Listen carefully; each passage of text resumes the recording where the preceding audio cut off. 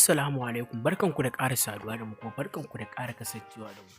Zazzafar abubuwan da wannan babbar jaruma take yi wato Nafisa Abdullahi, wanda hakan Nafisa Abdullahi tana aikata wani babban katobara a cikin masana'antar Kannywood gabaki ɗaya, wanda kuma hakan bai cancanta a ce wannan babbar jaruma tana aikata irin abubuwan da take aikatawa ba.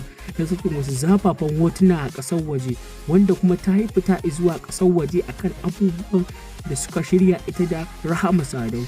An sun ce za su je huta, kuma wanda hakan sun nemi alfarma a masana'antar Kannywood an ba su sun tafi wannan huta da su dai, amma kuma gashi nan suna sakin hotunan banza, wanda kuma hakan bai riga ya dace ba a ce suna ƴaƴa musulmai suna aikata irin wannan katobara a cikin masana'antar Kannywood.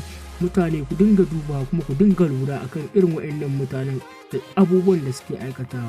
Ina ga ku danna mana alamar ƙarar alamar subscribe domin samun sahihan labarai.